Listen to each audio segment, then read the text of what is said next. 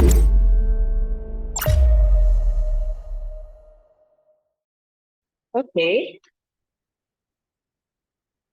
welcome on board. Welcome on strategies for hiring and managing global talent in a competitive market as we have it now. They're just going to take an extra 1 minute in case some people are trying to join us, and we will start.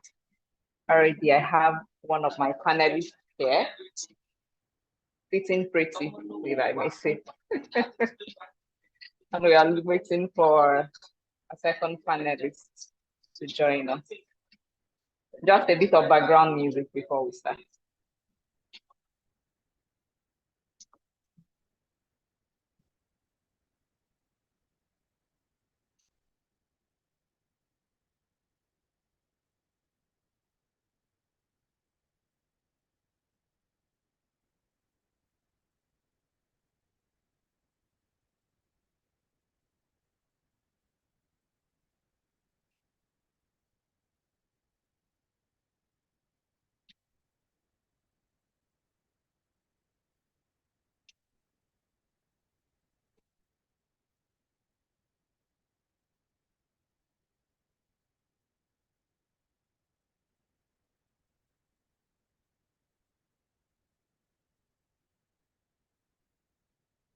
Abiodun Ajayi, Adeshina, Busola, Favor, Miriam, Maria, Milosh is here. Thank you. Thank you very much for joining us. We are starting in the next 30 seconds. Promise you, we do not want to take too much of our time.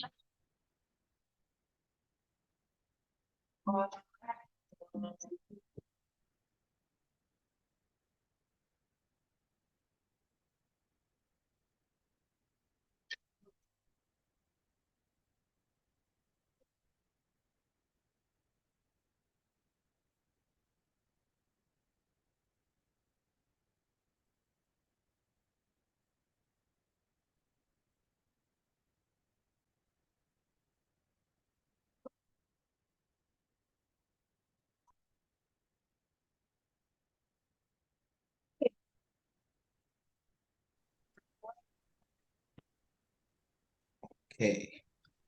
Hi, Jessica. Hello.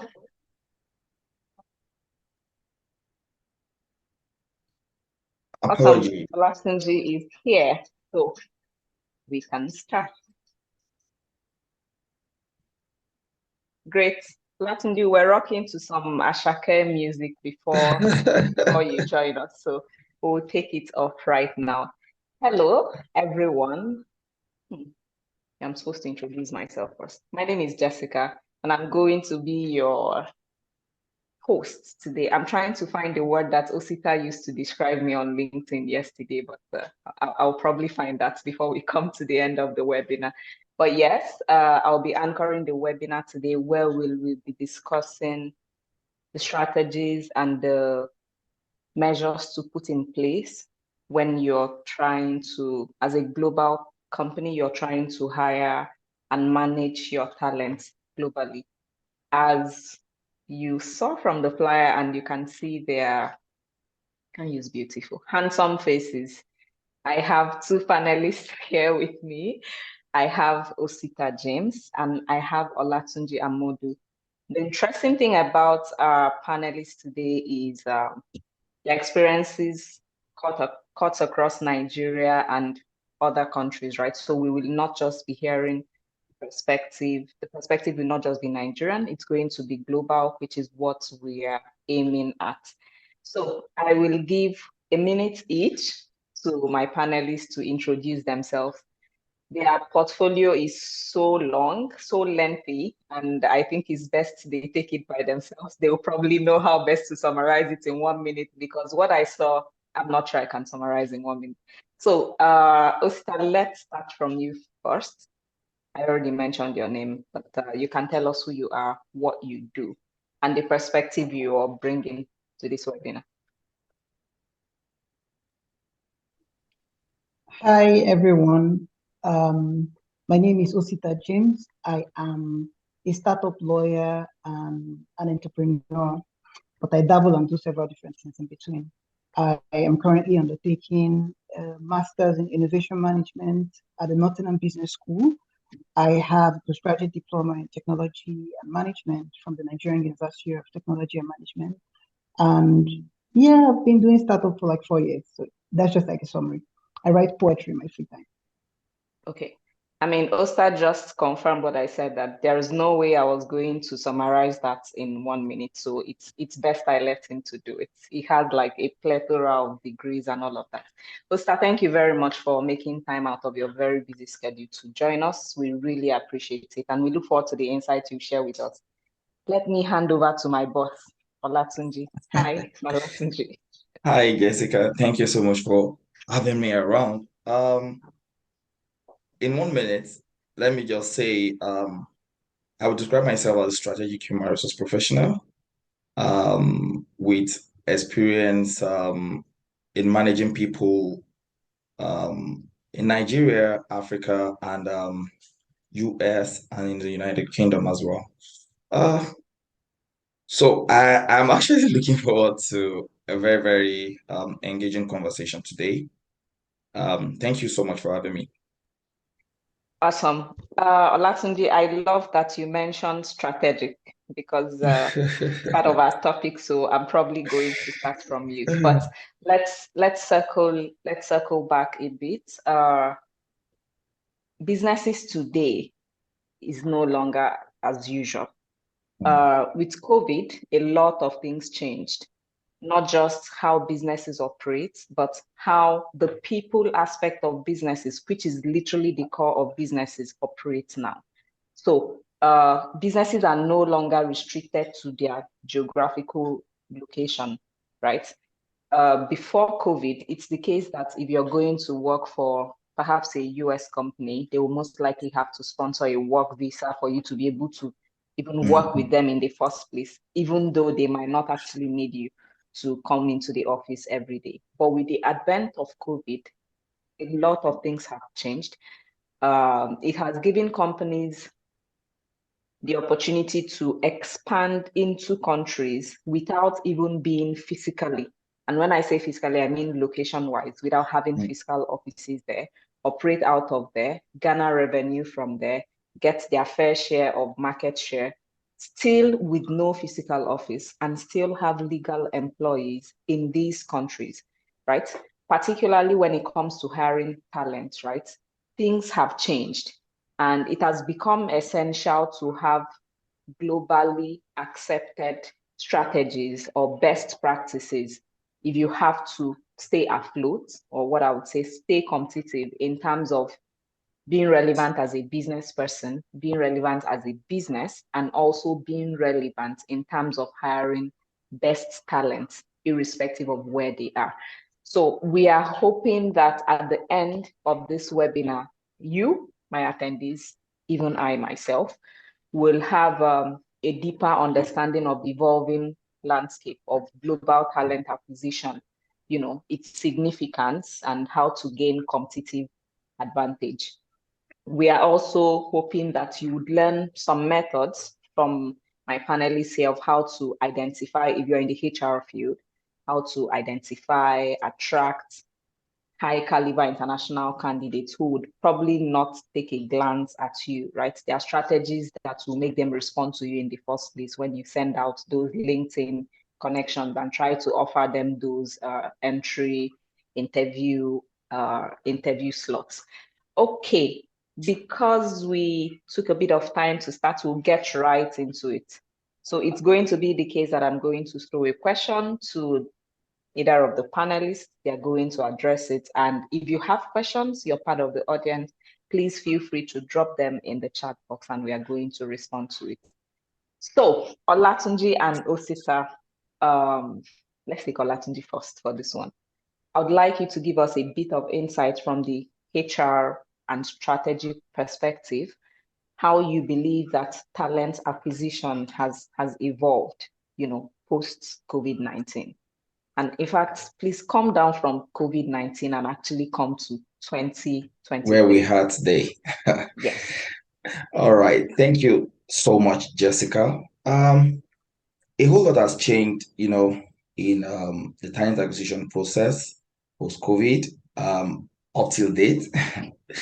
Um, Looking at the talent acquisition process itself, starting from how we plan our people requirement for the business. Post-COVID, it's easy for us to just forecast and say, okay, if we use 10 people to achieve this year, to meet this our additional 50% revenue increase, we will need a particular, just that it was that easy, just forecasting and saying, okay, let's bring in 5 more people and we'll just get going. But post-COVID, a whole lot has changed. We are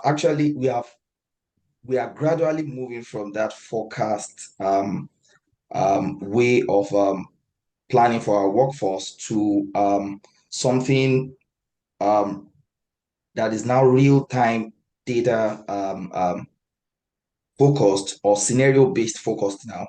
We are looking at scenarios where we want to say, if we need to do this, how many people do we need? If we didn't have this person, can we still can the business continuity still can we still maintain business continuity basically? And all of that are I am very, very deliberate about emphasizing the workforce plan part of the talent acquisition, and looking at the way we now conduct our interviews, our onboarding process. We are gradually moving from the in-person face-to-face on-site kind of meeting to we have gradually moved. A lot of organizations have actually moved. I don't want to say we have all moved, but to a reasonable extent, I will say recruitment process, onboarding process. As a matter of fact, even our shortlisting process, we now leverage technology, applicant tracking systems, and all of that. Yes. Unlike in the past where we just try to shortlist from email addresses and all of that. So I will say a whole lot has actually changed, in the talent acquisition space post-COVID. Thank you. Thank you, Olatunji. You mentioned something that pre-COVID, it is the case that, if you apply for jobs and you ever get an interview email, just start looking for suits and shoe to wear because it means you're going somewhere, right? Of course. Then you can't stay in Anambra and apply for a job in Lagos. If you ever get an interview, you start looking for an uncle that lives in Oshodi to quickly, you may even enter night bus the previous day to enter Lagos that day to have your interview. But I totally agree that things have changed now. In fact, it's becoming the case that if you apply for a job and the first interview is physical, people see it as a red flag to not want to join the company in the first place, because at that point, I think we have reasonably come to agree that there is no reason to see me at this point. It is just an initial interview. And so it saves us all of the having to jump through hoops, right? Try to find something to wear. I think that's the point where where people are saying this, some HR persons will say, this applicant did not dress corporately enough.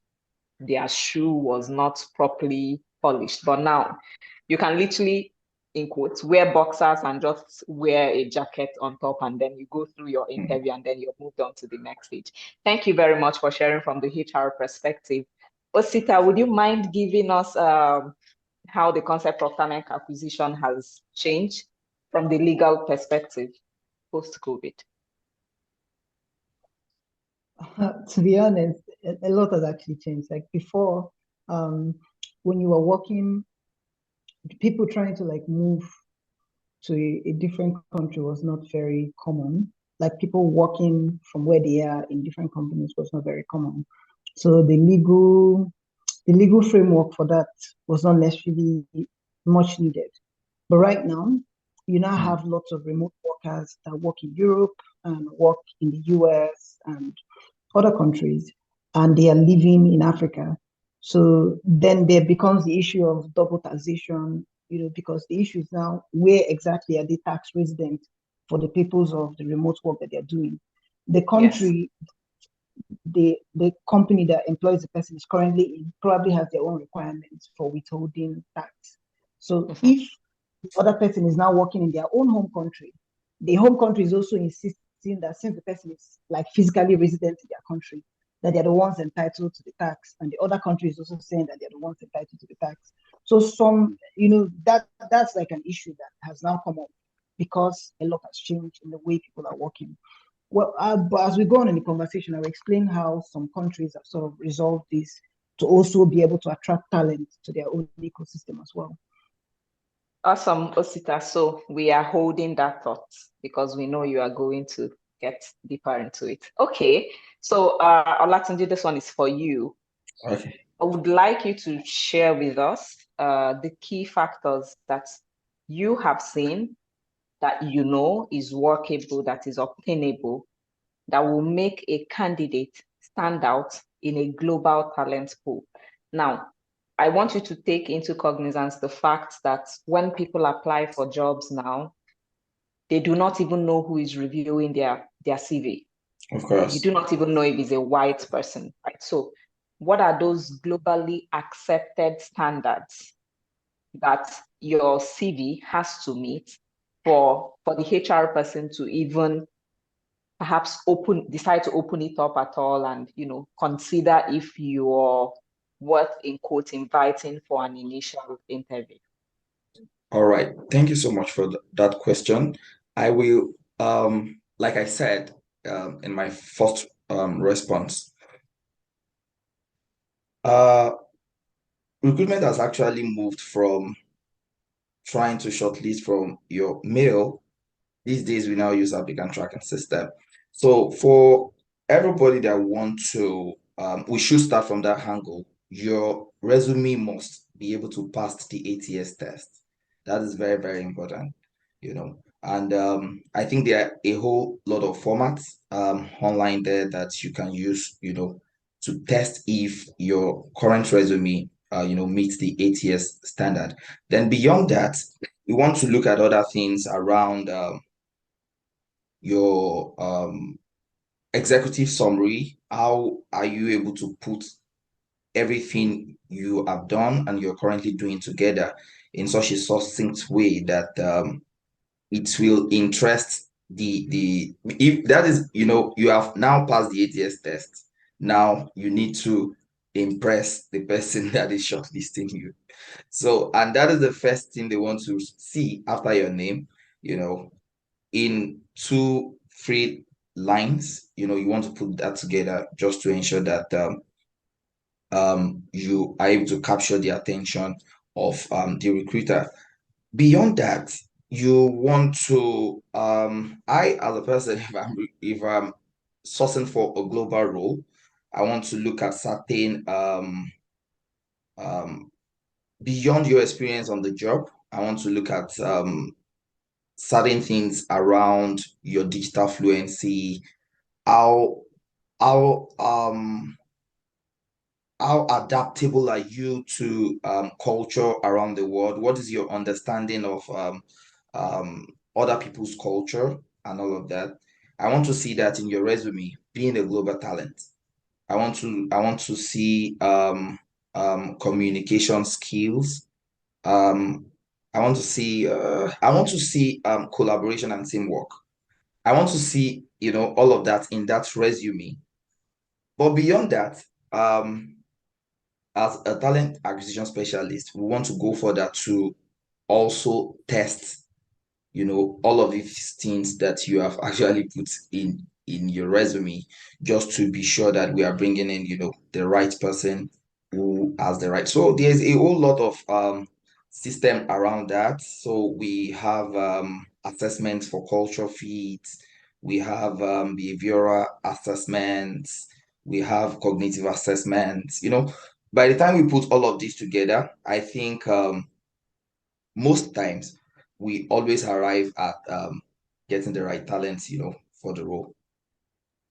Awesome. Olatunji, you mentioned being able to pass the ATS tests in the first, I mean, if you don't pass that, every other thing doesn't matter for you. Yes. Then there is the aspect of wanting to see that this person is digitally fluent. I want to assume that you mean this person is probably able to has a brand for themselves, understand how to communicate across the different social media pages, trying to communicate what they do and the value that the company offers, because they will literally be an ambassador of the company once you bring them on board. You also mentioned the cultural adaptability, because if you want to work for a global company, you need to absolutely understand that you're not dealing with just people from Nigeria or people from UK.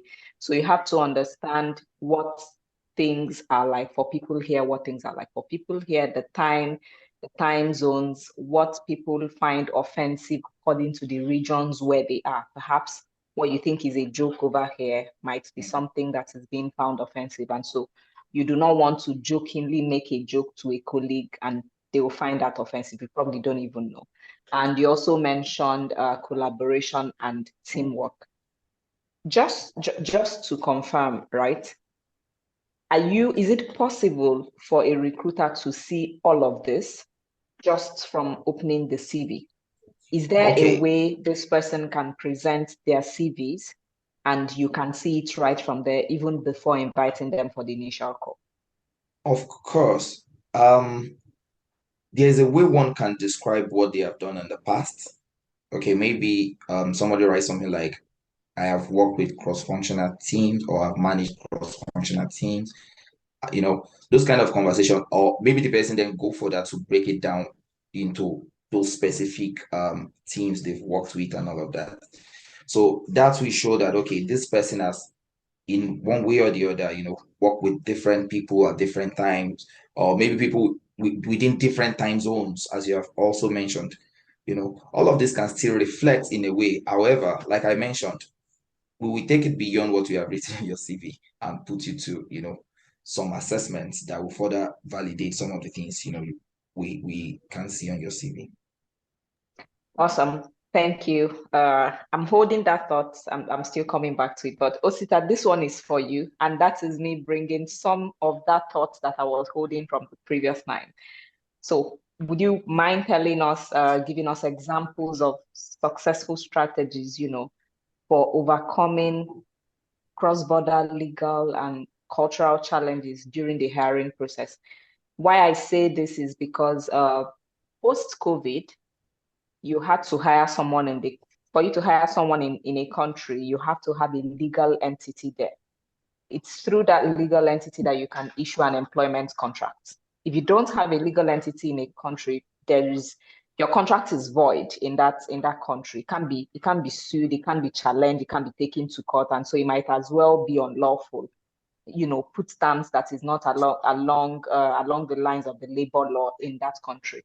However, post-COVID, things have changed in the sense that US companies are hiring from Nigeria, from India, from Pakistan, and they do not even have their own entities in this country. So do you want to tell us how this has changed the process, the new processes that have been introduced, and how this has further expanded the scope of talent acquisition?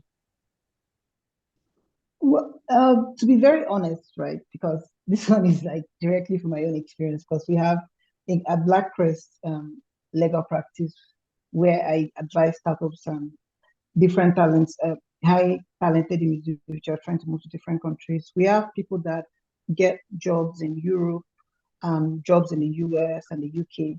So what typically happens when you're from a country or from a region that is not that trusted is that the company will try to bring you over. That's usually what happens. And I think Olatunji might be able to confirm that from his end. Typically, the legal wahala involved, like the legal challenges involved in trying to get someone that is like a Nigerian to now be able to comply with all the legal requirements and be able to stay where they are and work for example in the US, it's very lengthy. So the US company would likely prefer him to be able to move to the US so that his residence would reflect in the US and it would be easier to deal with them. But what I was talking about that was like a way much more advanced regions have gone around this issue is that the US, for example, has something called like it's called like some kind of foreign earned income exclusion. So what the implication of this is that if you're like a US citizen or you're a resident in the US and you're working for a company that's outside of the US, whether it's in Nigeria, whether it's in any other African country or in Europe, you're going to have like a tax holiday up to $120,000 for a period of 330 days, which is the equivalent of 1 year. So what this does is that it makes it easier for the legal team that is also working hand in hand with the hiring team to be able to employ anyone that is from any of from the US that's either a citizen or resident, and they'll be able to work for that period of time, pending when they would now start to having to like figure out the taxes that they have to be repatriating back to the home country. So they have something similar in the UK as well. In the UK, if you've not spent if you spend more than 6 months and you're physically resident in any country, you're going to be assumed to be resident in that country. But if you have spent less than 6 months, that's like the equivalent of 183 days. This one, they don't even have a limit on the amount, unlike the US that places a limit on the amount that that is excluded from the taxes. The UK completely excludes you from all the taxes as long as you have not spent up to 6 months. You get like you're a UK citizen, but you're working in a different company that is abroad. So you're excluded from paying any taxes within that period because they assume that you're supposed to be repatriating your taxes to the other country. So that's sort of a way that they've got around the issue of residency, because personal income taxation is a function of residence. So when you're physically resident in the country, usually before the COVID-19, that was how it was. If you're in this country, then you're paying taxes in that country. Yeah. It was that straightforward. But I can be here and I'm working there. So it now becomes an issue of who exactly is meant to be the one taxing me. Because this country will claim I'm here, I'm probably having less expenses because I'm living maybe in Nigeria as opposed to over there in that country. So therefore, my country is providing some kind of benefit that allows me to be able to earn a higher income. So shouldn't my country also be entitled to some benefit for that? And then the other country is claiming that the company that employed you is working in their country.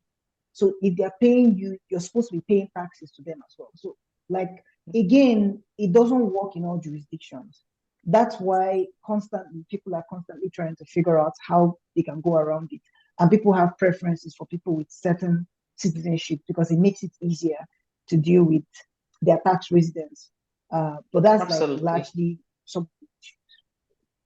Absolutely. Esther, thank you for sharing that. I've had a similar experience, but not to go into details. Additionally, I'm going to say that another way or workaround is what we call employer of record. So it is the case where your company hired you, but they are not the one that issued you a contract. So there is something that law recognizes as employer of record. So there will be, if for cases to avoid situations of personal income tax remission concerns and double taxation and all of that, to avoid all of that, companies now go through intermediary employment companies to hire their employees, and everything is remitted in the country where these employees are residents, because in the real sense, it is not the company who hired you that issued you a contract. So your contract is not in the name of the company that you are working with, but definitely something we are going to come into. Let me take this one to Olatunji now because it's about talent. Olatunji, how do you think that companies can, for companies who have global talent, because that's what most companies are aiming towards now. People want to be a Nigerian company and have both Ghanaians and Kenyans and Pakistans in their, and even for international. How do companies create a supportive environment, right, that can help these global talents feel valued, integrated, motivated for long-term retention in the way they understand it culturally.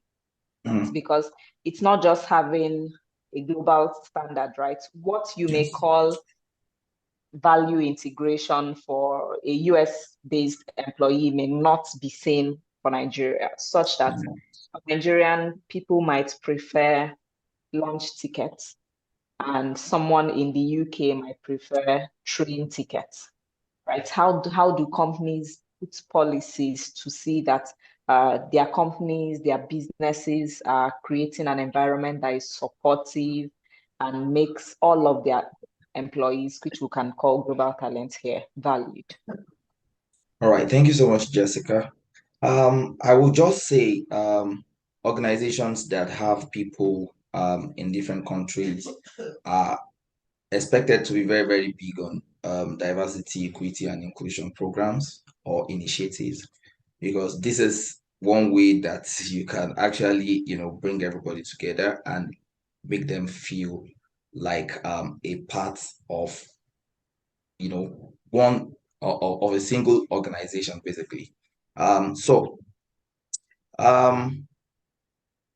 and this cut across quite a number of things, from how you develop your policy. You want your policy to be inclusive in itself. So you don't want to have a policy that is one size fits all. And another thing that I feel is very, very important, it's this has to do with the onboarding or your onboarding process, basically, because this is where you want to ensure that everybody understand the core diversity and inclusion as a core value of your organization, basically, and you want to pass that across. So you want to have a very robust training on that, where you want to speak to the diverse culture within the organization. That is where you want to bring everybody on board to be on the same page, within the organization, so that communication, issues around communication, cultural sensitivity, will be taken to cognizance, within the organization. And you want to ensure that this is properly documented and there is continuous communication, within the organization. In addition, I'm just going to say, in addition to being properly documented, it should also be properly and consistently reviewed, because what Of is course, of obtainable and course, of standard course, today of probably course, of change in course, 3 months, 6 months, and all of that. of course, of I course. just to add to that, I believe that there's this recent trend now where you wake up and someone posts, chilling with my colleagues in France.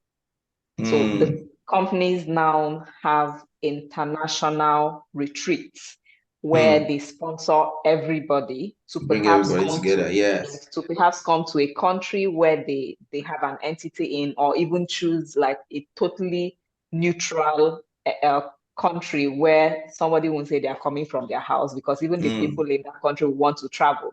So everybody wants to go somewhere and then take pictures, Yes. take pictures on mountains, and then share how the company is trying as much as possible to bring everybody together. Frankly, there's only so much you can do via Slack and email, and there's still nothing like meeting your colleagues physically, understanding them better. What I've noticed is when people go for these retreats and they come back, they begin to see certain colleagues in new light. So that colleague that probably doesn't respond so much on Slack, you come to understand that they have increased workload, that sometimes before they come to answer you, you think they are late, but they are trying to reduce. People get to be more understanding. But yes, thank you very much for sharing that one. Osita, I need you to give us a real life example. Please reference the legal arm of a company that significantly, significantly improved its competitive position by adopting global talent management strategies. When I say global talent management, I mean from the legal perspective, I mean legal compliance, statutory remuneration, and I also mean in terms of contract. For example, someone shared with me that when they got an offer from a company, the offer bore 8 to 6, 8 a.m. to 6 p.m. as, work hours. The offer also bore a different number of PTOs that wasn't obtainable in their country, right? Now, if it is this company has not done in-depth research to understand that the contract they issue should be in line with the labor law of the country of the employee they are trying to bring on board. And so if you come across potential employees who do not have a chill, for the guys who are joining us from outside Nigeria, it means the people who are not so patient, they might turn down your offer because at that point they're already feeling like this company is going to choke me. How can you be offering me 8 to 6? Now, because they do not understand that that is probably what is obtainable in the country where the contract was coming from. That may be the standard number of working hours, right? But because this was not reviewed and sent to them, they do not understand that it's some sort of oversight. So give me a real life scenario if you can, but how can companies grow? I specifically believe that company is the people, right? It's the people who build your product, is the people who sell your product, is the people who handle CS, operations, everything. So how can a company grow, right? By adopting these global talent management strategies. Okay, so a very, very good example was actually Twitter before Elon Musk, of course. I'm sorry, if you're a fan of Elon Musk, please you can that's a sidebar. That's a sidebar. Yeah, it's just something by the side. But yeah, the former CEO, Jack, he actually gave $200 million worth of shares from his own shares to the rest of the employees because he felt that they were very central to how Twitter evolved over the years. And at the time, the shares were not even worth so much then. By the time he was handing over, the shares had also appreciated. And all those employees were able to benefit. So on the global rankings, because of what Jack did, Twitter is still seen as one of the top companies for global talent management. And Elon Musk, for all his interesting things, actually did very well with Tesla. A lot of the employees in Tesla benefited because he gave them a lot of shares at the time when they were still trying to build out. But eventually, when it went public and they made a lot of money, all those guys also benefited from that as well. So, but the one that I'm going to drill down on talking about is Netflix. So there's a book called Netflix and the Culture of Reinvention by Reed Hastings. So maybe if you're interested in trying to understand how some of these top companies employ talent management strategies, you can check out the book. And what they did in order to be able to give themselves competitive advantage and also retain their talents was that they created a concept called talent density. So what they did was that they felt that a lot of people were in the company and they were not necessarily adding as much value. But I mean, it was expenses were going on and they wanted to figure out a way to become more efficient, to be able to both outcompete their competitors while having the people that had enough competence to do the work. So what they did was that they pruned down the numbers in their employee to a very large degree, and then they retained only the smartest and most efficient people across teams. And then they increased their remuneration significantly. So it wasn't necessarily a point of cutting expenses. It was a point of improving productivity and incentivizing the talent so that they will actually have a more efficient talent management strategy. And it worked. It really, really worked, right? They had a lot of criticism, like they were like in defense of average. It's a very US thing to say, but I mean, it worked for them and it was efficient and they got the results that they wanted. So they had, of course, there were clauses. People had to get severance benefits, those that had to leave in order for them to implement this. But it was because of the talent density approach that right now even though the global streaming market is going down, Netflix still seems to be getting more subscribers because they've been on this strategy for a while, having talent density. And I suspect that that's what Elon Musk attempted to do with Twitter by removing a lot of people and trying to keep the platform running with the most minimal number of people.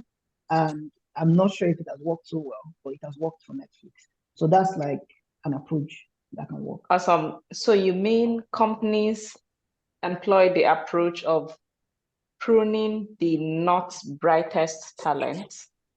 No, I would use the word not brightest.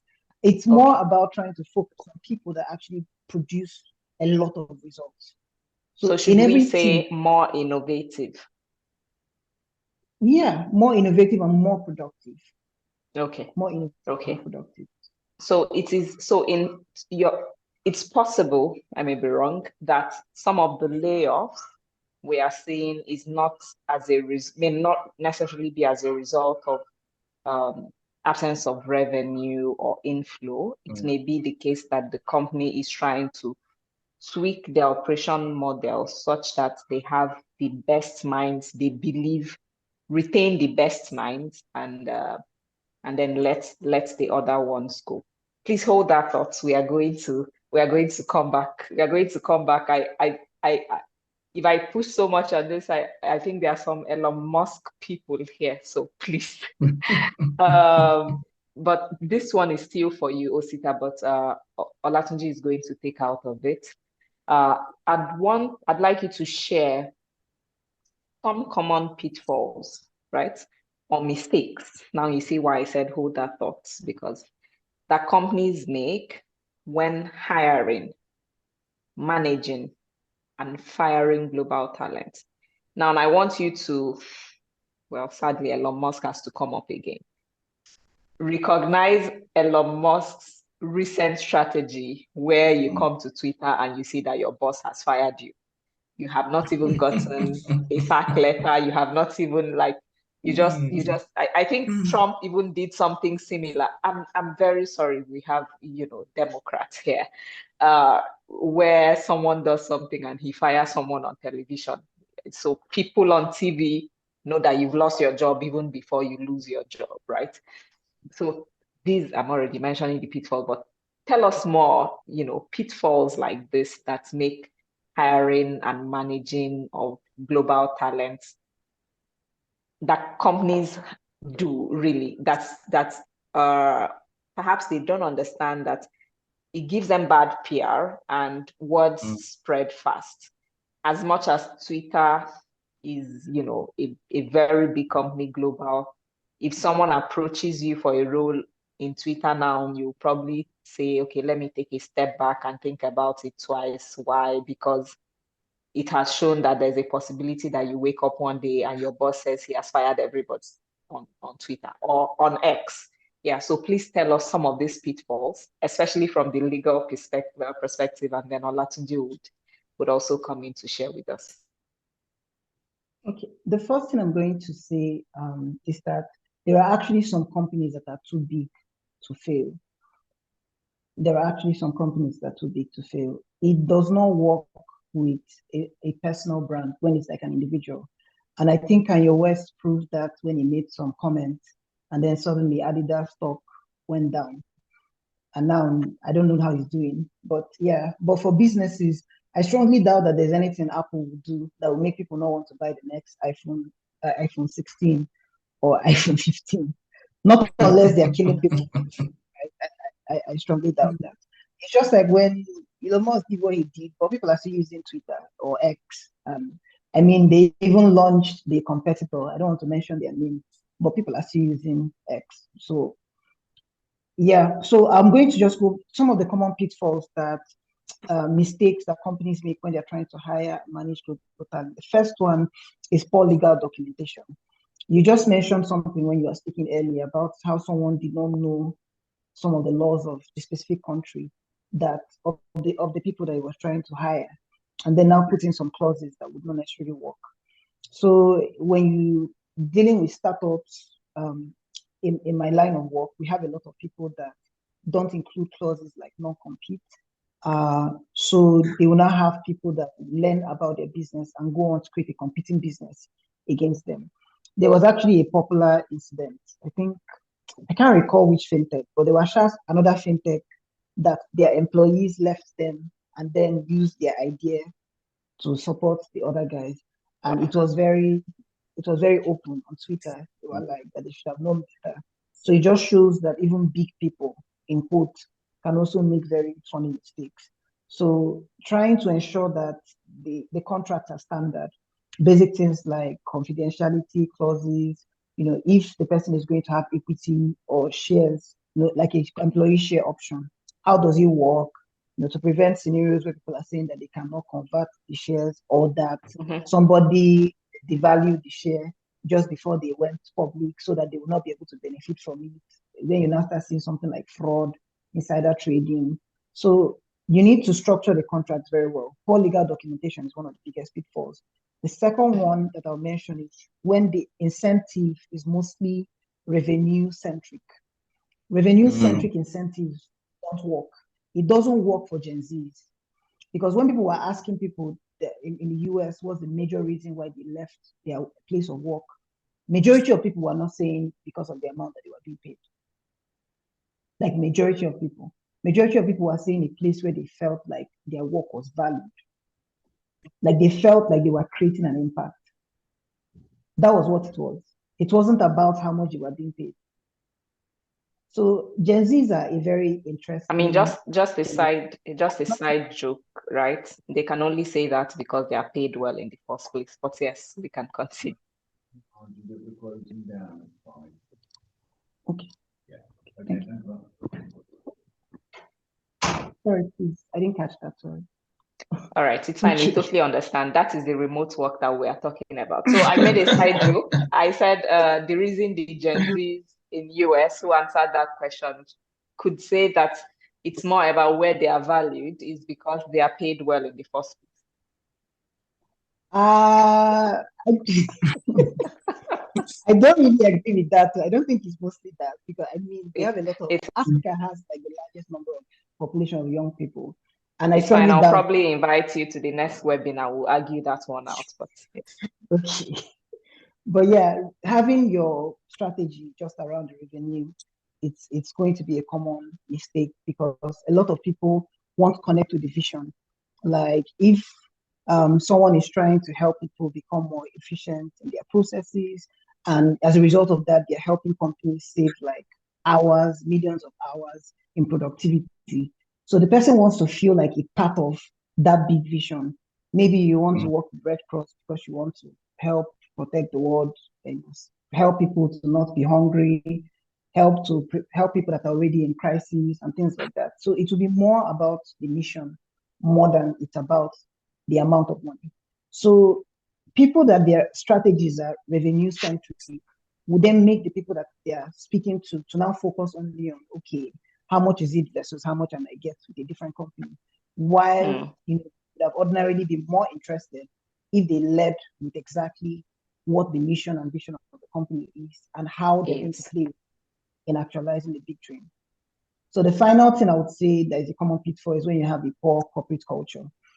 I have lots of friends that work for companies in different places that keep complaining about maybe a line manager and how this person, the workplace is becoming a bit toxic. So it's the person leaving is not because they were not being paid well. The person leaves not because they did not like the company. Like a lot of people think that those are the reasons, but they really are not. Someone can literally stay 2-3 years in place if they just feel at peace. Because there's already a lot. But it was mostly because, okay, you sent an email, the other person did not reply, then the head of department is then calling you out in the meeting and making you look incompetent when it's your line manager that did not respond. So those type of things make people like they're not being valued. And it makes them feel like even if the other person is clearly wrong, that they're going to only attack them. They feel attacked. So they're not happy. And then they want to leave. So it's poor corporate culture. Those are my thoughts on that. Awesome. Awesome. Thank you very much. I mean, I did not see that last aspect coming, but that's the reason I have you here. One thing I picked, ensure that your contracts are locally Watertight. compliant. Yes, ensure that they are watertight in terms of non-compete. Also ensure that that IP protection law is solidly in place so that you don't wake up and your employee is running their own company, which is similar to you, and they are still your employee, which means you're still going to pay them salary at the end of that month. And there's nothing you can do because you can take them to court with the contracts that they have, and there's nothing against them in that. Olatunji, do you want to share some of these pitfalls or mistakes from you? Okay, I think Osita has really covered a whole lot of ground in that area. However, I would say that organizations who are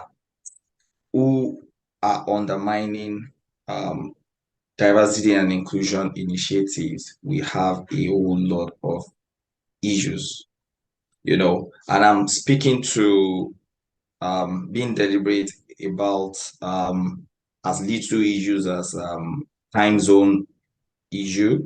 Like he said, maybe you send a mail to somebody and it's not responding. It might be due to this time zone issue that I just identified. Beyond that, communication issue,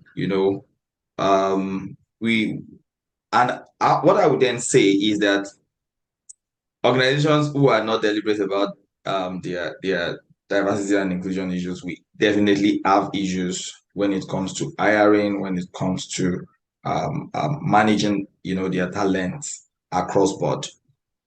Looking at it from like I said, looking at it from the recruitment part of things, maybe organizations that didn't take their people through the culture fit test, we then bring somebody in who do not match quite a number of the requirements, within the organization. So I'm just speaking to the hiring part now. We want to look at the persons like we identified earlier.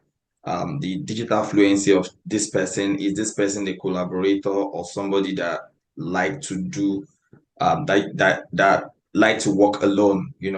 All of these things I can say we backfire if there is no system that will help you curb all of this little. They look little, but you must put a system in place to ensure that all of this are in place so that you can have a seamless hiring as well as management of okay, maybe another thing I did want to mention is having a centralized technology for communication and all of that. So if you neglect all of that too, there might be issues and all of that. Awesome. I mean, our time is fast spent. We have just 5 minutes left. So trying to close it off in a bit so that we do not keep our people and us waiting. Just one last question, which I'd like Olatunji to take, and Osita, if you have something to add. There are still smaller businesses, right? Yes. It's the reign of startups trying to scale and become global and become multi-corporations, but we still have smaller businesses who exist with very limited resources, right? If you're a small business, then the core of your goal should be to grow. Of course. It is startups and bigger businesses that are battling for scale, which is scalability and sustainability of the growth, yes, right? But for small businesses, they are even trying to grow. But with the limited resources they have, I mean, let's say you're bootstrapping, or maybe you're even funding by yourself, or maybe family and friends. Monthly, you have to go and ask your uncle to give you an additional 5 million to make payroll, right? How do businesses, smaller businesses like this, compete for global talent? I mean, against big players. Is this even possible? they even go after big players.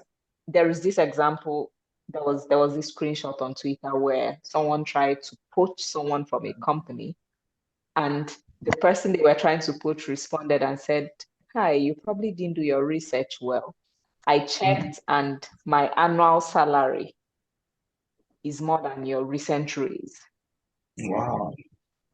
I mean, that's a huge shot, but they Hmm. do have a point, because how are you trying to poach someone whose their current annual salary is more than your recent raise? You can't pay them, right? Wow. Wow. You can't, because you want to bring on board a global talent. You bring one person whose salary is everybody's salary. So is it even possible that small businesses can compete with the big shots in terms of global talent management and resources? And if you think it's possible, then just maybe one instance of what you think they can leverage to make this possible. All right. Thank you, Jessica. I will say that small businesses can also leverage, they can tap into the global talent pool, of course. Um, One of the ways I believe they can do that is to tap into the gig economy, where they can get highly skilled, freelancers who or contractors who can work with them on a project basis or short-term basis or fixed-term basis. And they will get the same results that these big organizations are getting for their full-time employees, where they are incurring more costs. But they, as a small business, using a freelance, we at least I think is a more cost-effective way of attracting talent, within the smaller businesses. And another thing they can also do is to be very, very big in terms of employer branding. So in this case now, the focus will then be on what is that different thing they are doing, what are the results they are already getting. Um, you know, they want to talk about their results. They want to talk about where they want to be in the next 5 to 10 years. You just want to, in this case, you are trying to sell your vision to these talents, telling them that we can build together. And, so that is one way. The gig economy is another way. Then another way they can do that is through collaborations with talent accelerator institutions, like the likes of Andela, Semicolon, Decagon in Nigeria today. These people have this, let me say, entry level to mid level skilled employee who will tell you that what you just raised is not up to what I'm currently earning, Yeah. So they can collaborate and see how that partnership can help them source for people who can help them drive their business objective. Awesome. I mean, I didn't see that perspective, but now that you say it, I believe that is why platforms like Fiverr and Upwork is probably never Yes, going to Upwork, die, Fiverr, yeah. because there are businesses who will not be able to bring these people on board full time. I'm just going to add that the interesting thing about talents being global now is you can hire from countries that, so USD is like the globally accepted currency, right? You can hire from countries where the cost of living is relatively lower. No, That yes. way, you do not have to spend so much, and you will still be hiring a global talent. So global talent, it's more about skill and global adaptability, right? It's not exactly, well, it has to do with the money, but what I'm trying to say is what a software engineer who is very smart, that is from San Francisco, can do. You can find a software engineer from India or Pakistan or Bangladesh or Lagos, Nigeria, who can do this. And so you can get the work done without having to spend the amount you would spend if you were going to hire from San Francisco, because of course you do not have the budget to hire from SF. Moving forward, I don't know, I Osita, do you just have anything to add? Yeah, just one thing I'd like to add to that is that in addition to trying to like hire from platforms like this, there are also platforms where people offer these services free of charge. They see it as a way of giving back to the society through platforms like the ADP list. So you can find mentors in finance, you can find mentors in accounting, you can find mentors that are directors in investment banks in the US, and they're all offering mentorship for free. So they usually get like mentorship hours, and they get badges for who are the people that have given the most hours in mentorship, free volunteer mentorship Yeah. to people. So startups all over the world can leverage that because they have like really accomplished professionals that just want to give back to the society. And yeah, so this one means that you don't even need to have a budget for that. You can meet someone that's done a mergers and acquisition for a major investment bank, and he can advise you on an acquisition that you're currently trying to do in Nigeria. So I just wanted to add that because it's a very good resource. Awesome. Thank you very much. All this while we have been speaking. So just before we close, let's take one or two questions from our participants who have joined us. I see that we have one question here. Talent management and freelancing is something that is undermined. I have to agree with that, especially the freelancing aspect. Companies would have specific problems and decide to hire individuals to solve them. And after that, they fire them. Companies are not, sometimes, are not straightforward with hiring, and they are not outrightly telling people that this is a freelancing position. I want to believe that what you mean is that this is a contractor position. How is the legal law going to handle issues like this? So, Osita, this looks like one that is on your desk. Elizabeth Oji, So thank you for that question. so what I can say first off is that the law is actually swinging in the favor of employees these days.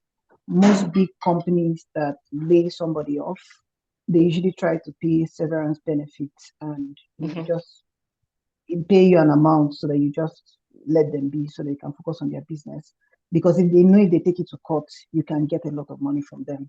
Because the law always assumes that you are the weaker party, you probably have a family, you're going to be out of a job, while these other people did not really tell you what their intentions were.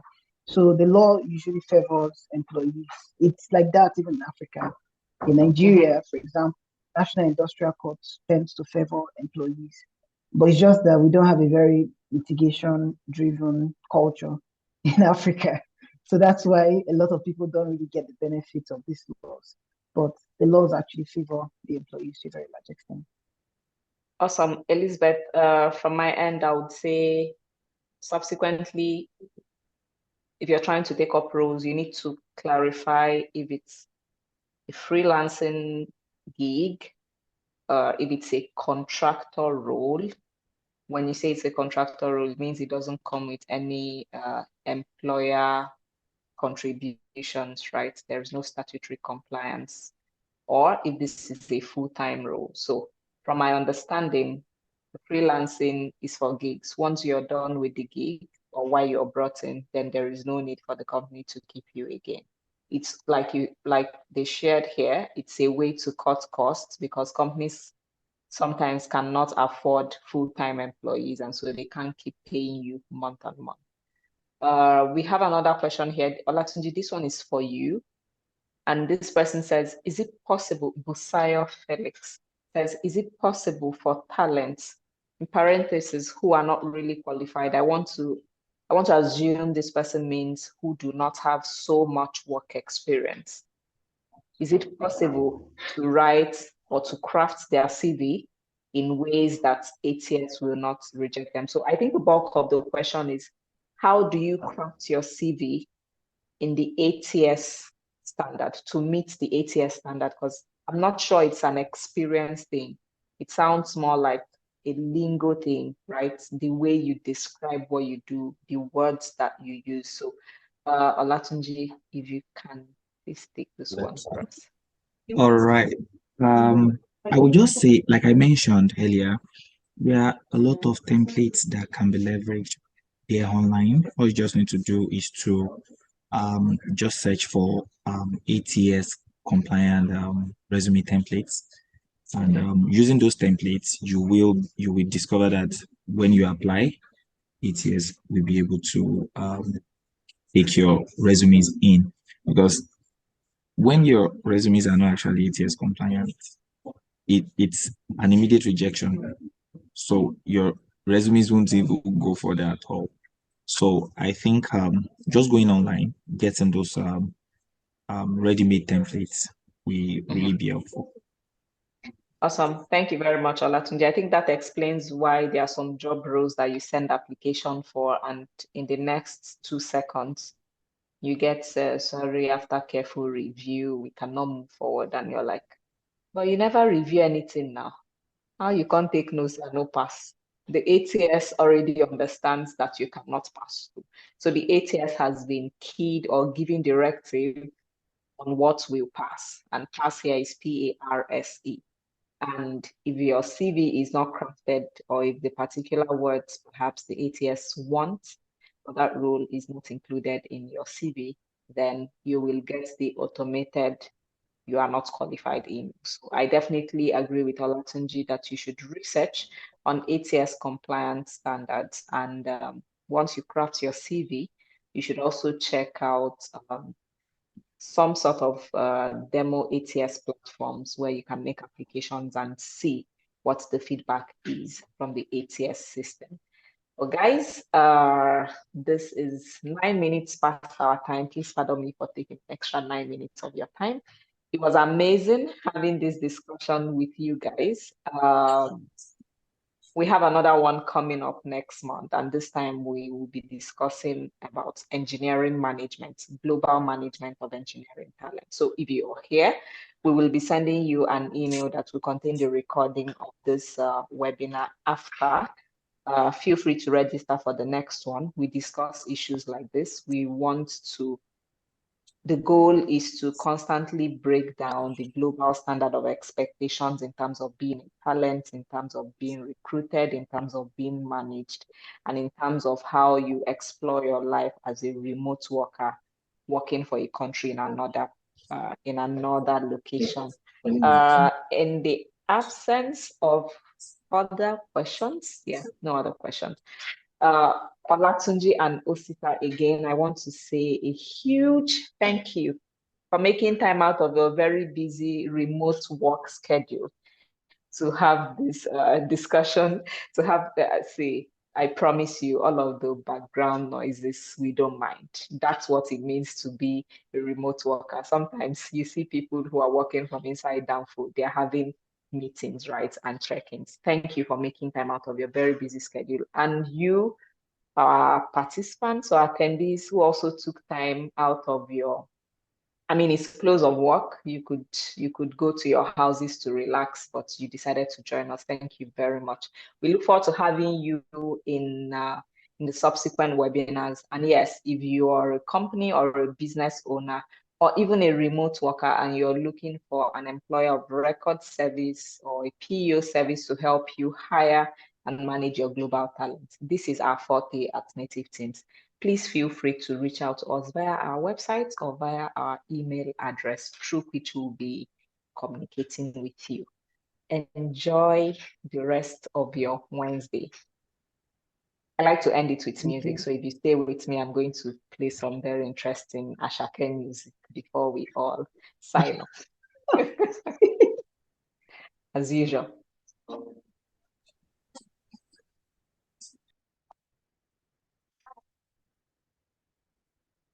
Hi, guys.